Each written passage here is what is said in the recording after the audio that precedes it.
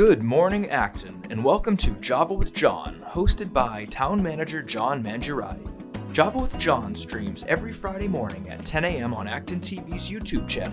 You can also listen live on the radio at 94.9 FM. Tune in weekly for important information from the Town Manager, Health Department, and Council on Aging, as well as a variety of special guests. Residents can contact us with questions or comments at 978-929-6611 or email manager@actonma.gov. Good morning.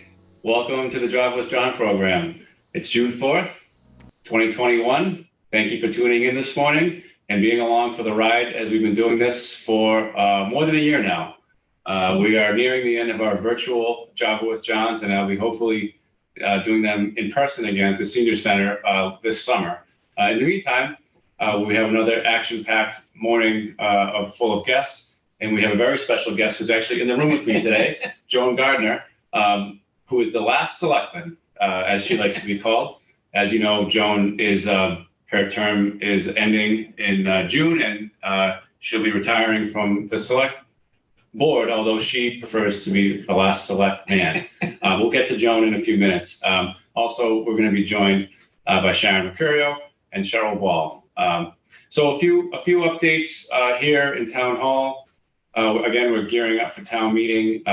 Very important for all of you listening and watching at home is that the select board members and other people that are presenting at town meeting have been recording their presentations at ActonTV, and those will all be made available to the public by the end of next week so that you can watch and be prepared to have a better understanding of the articles before you attend the town meeting on June 21st. We will still be doing the outside and inside town meeting, and we still be having more abbreviated presentations than in the past. So we encourage you to look at these videos and also the other information that we'll be posting on the website leading up to town meeting. We had a very thoughtful and appropriate Memorial Day cemetery ceremony last weekend at the cemetery led by James McQuay and the celebrations committee like Gail Sawyer. The weather turned out okay. There was a good turnout, and it was a very appropriate and a good event. So thank you to those who were there, and you can actually watch it on ActonTV if you're interested, if you didn't get to see it. So the select board is meeting on Monday. We're talking about several things. One is that we're going to be talking about ending the local state of emergency that was declared last March, effective March 10th, 2020. Both the select board and the Board of Health will be meeting Monday night to consider voting to end this local state of emergency effective June 15th to be consistent with the governor's decision to end it on June 15th. So for more on that and anything else happening in the Board of Health world, why don't we bring in Sheryl Ball. Good morning, Sheryl. Hi, good morning, everybody. So thankfully, I don't have a lot of updates for COVID. We have 3 residents in isolation. We were at 0 on Tuesday, so I'm hoping those numbers stay at 3 or even lower. I'd love to get back to that 0. The Acton Board of Health does encourage everyone that's eligible to obtain the vaccine. So currently those that are 12 and older are eligible. And we wanted just to point out that if you have any reservations about getting the vaccine, to please contact your physician. So as you probably know by now, the state has lifted the COVID restrictions, and the face coverings are only advised now for unvaccinated or for anyone that utilizes public, private transportation, schools, daycare, healthcare facilities, congregate care facilities, shelters, houses of correction, healthcare, including day service programs and home healthcare workers. So that's great news.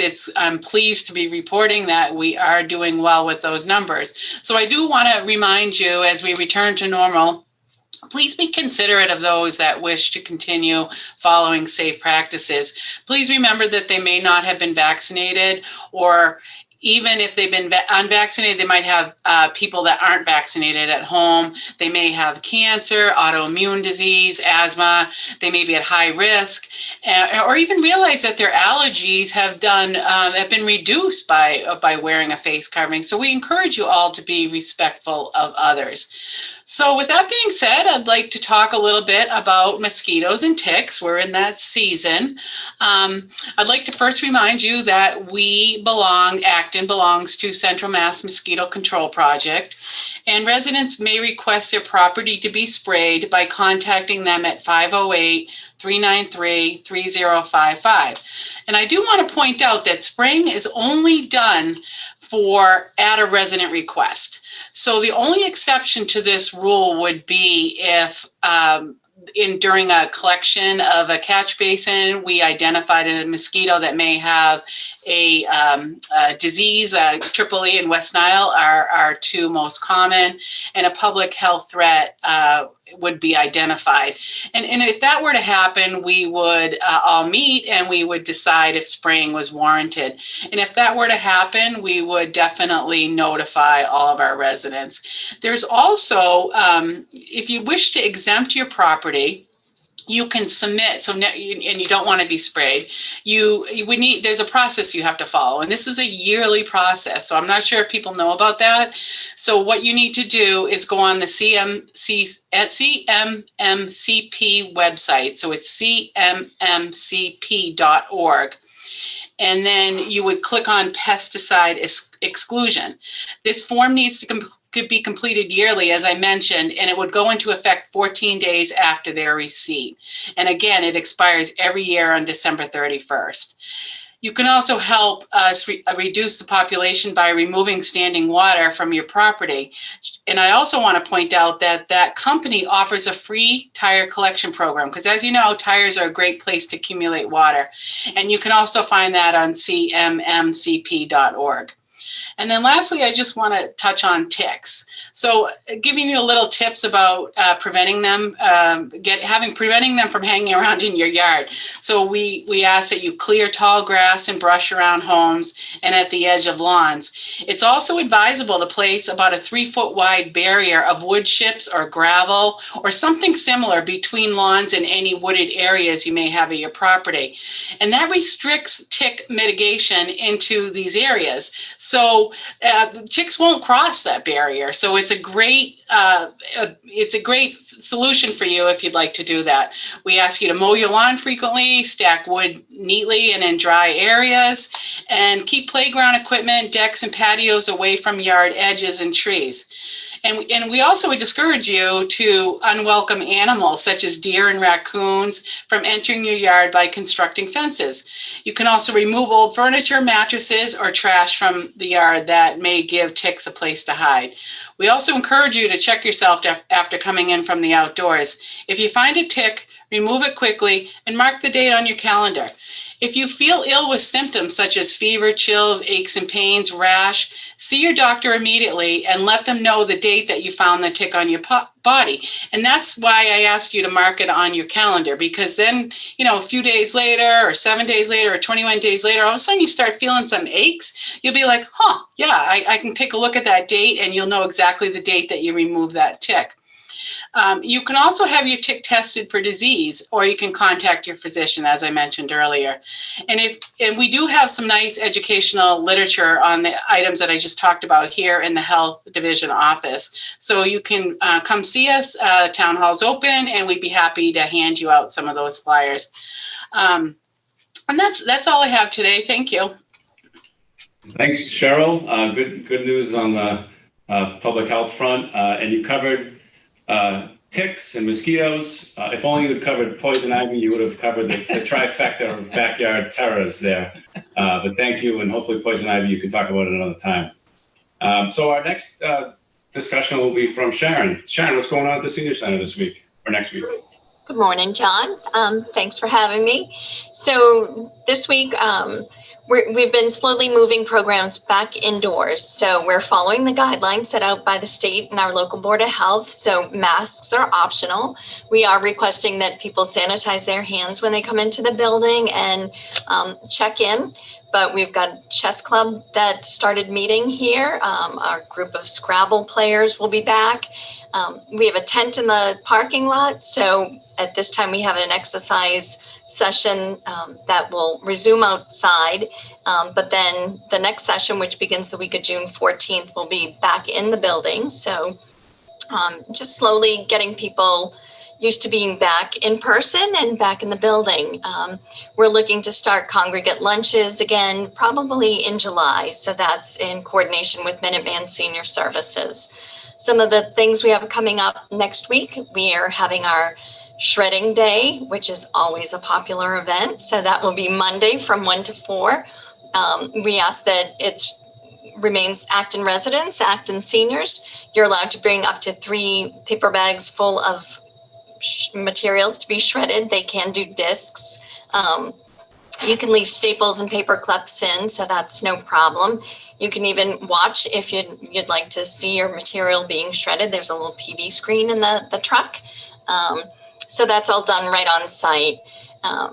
And then our chess classes will be happening via Zoom on Monday afternoon. So that's not in the newsletter. That's a new change. So that will happen on Zoom from 1 to 3. So if you were in the intermediate chess class, you'll be getting notification that you'll be meeting Monday instead of Thursday. Tuesday, the COA board will be meeting via Zoom at 10 o'clock. We have beautiful countries happening via Zoom at 1. On Wednesday, we have a watercolor class happening via Zoom. Joan's an artist herself, so not sure if she's ever attended our class, but we have computer club happening at 1:30, and then Elvis will be in the parking lot at 3:30 for a performance. And then again, next Thursday, the chess club will be back in the building from 1 to 4. So lots going on here. Yeah, it's good to see activities ramping back up, and looking forward to heading back over there and saying hello to people this summer. You mentioned Shredding Day. Which day is that again? It's Monday, June 7th. All right, so Shredding Day is Monday, but you also need to remember, folks, that Styrofoam Recycling Day is tomorrow, Saturday, June 5th. If you have polystyrene, which is styrofoam, you can bring that to the Acton Transfer Station 10 a.m. to 1 p.m. tomorrow. You need to have access. You need to have a transfer station sticker to access it. If there's any questions about that, contact my office. Thank you. Thank you, Sharon and Sheryl.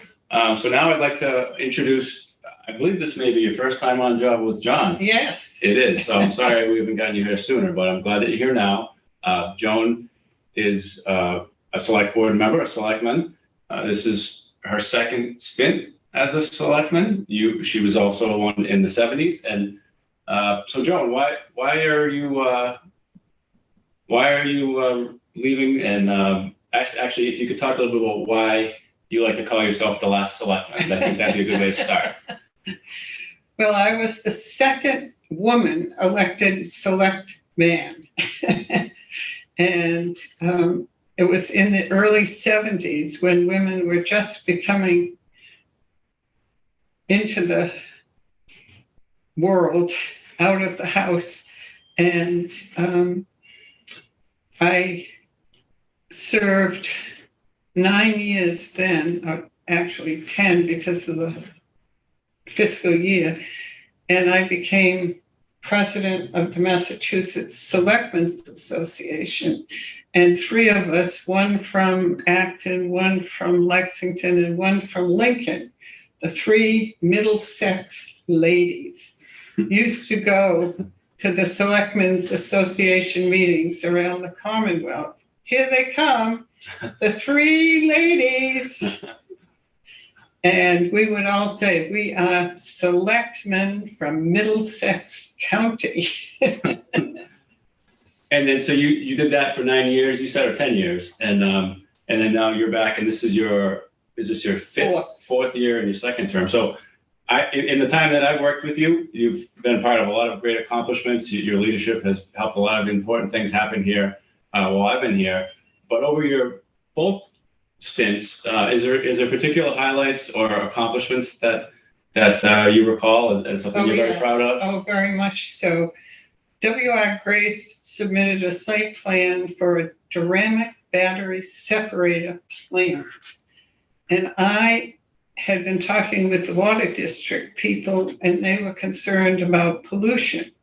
So I put a clause on the site plan that they had to pay the town $100,000. And Steve Anderson was town council at the time, and he said I couldn't do it because it was outside the site plan. And I said, watch me. And I put it in, and they paid. And the first trip by the hydrogeologist to the W.R. Grace site, they found a landfill that had buried drums. So I said, how much is that going to cost? He said, another 50. So I came into this office. Chris Farrell was the town manager. And I said, Chris, I have to call her Buzz, the vice president of Grace. He said, what for? I said, we need another 50K. He said, oh. So I called her and they agreed.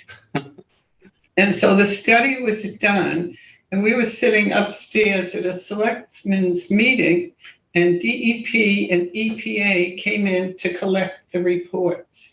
And that was the beginning of all of the cleanup on the site. And I think now, this year, they're planning to put solar panels on the site. So I feel I've sort of completed the cycle. Wow, yeah, so you were there to help discover the problem, and now you're part of the solution. Well, one night at midnight, I got a call from the police, and they said there was a styrene venting incident at the W.R. Grace site. And I said, well, should I come to the police station or should I go directly to the site? And the patrolman in the car on site didn't know that he was connected all the way through to me. And he said, tell her to get her down here immediately. So I got dressed and drove down there, and this plume was coming out of the ground, and the highway and firemen were there with hoses, and the hoses would only go so far. What do you mean by plume? You mean gas? A big plume was coming out of the earth. Did it look like steam? Yeah. Like out in the park there, the geysers? Looked like a geyser? Yeah. Jeez. It was going right up into the sky, and they were doing the best they could contain it. But I thought, gee, what about all the people around here? So I looked up in the dark sky and I said, it seems to be going in that direction. And they said, well, that's West Concord. And we evacuated, I think it was 123 people that night. Wow. And so the next selectmen's meeting, I'm sitting there, and all these people came into the meeting. My baby was asleep. The window was open. I had fresh clothes hanging on the line. Can I eat my tomatoes? All these questions. Then this was the 70s. And I said, well, we'll do blood tests on the men who are closest to the plume with the hoses. And if anything shows up, we'll let you know. But wow. Making it up as you go along. So was that 1975 or so? Yeah. Wow. Yeah. So it's just, whew. Wow. And when Steve Anderson retired from law practice a few months ago, there were a number of us on, and I told the story about the $100,000. And somebody asked him at the end, well, what did you learn? He said, no isn't always easy. Wow. So that's certainly part of your legacy here, and quite a story.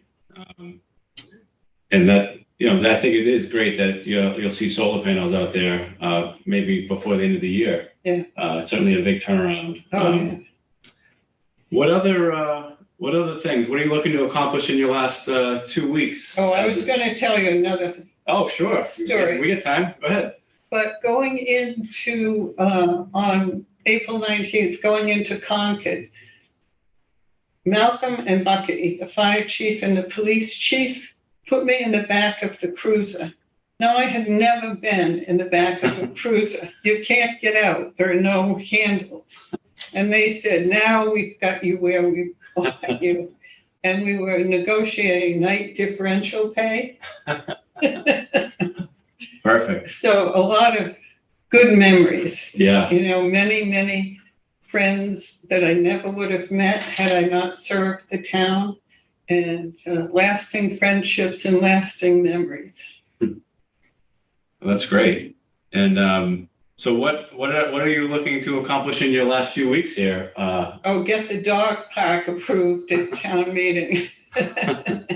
I've been working with the dog park committee for almost 4 years now. And first was, is there a need? Is there a demand? And that was accomplished through surveys and outreach.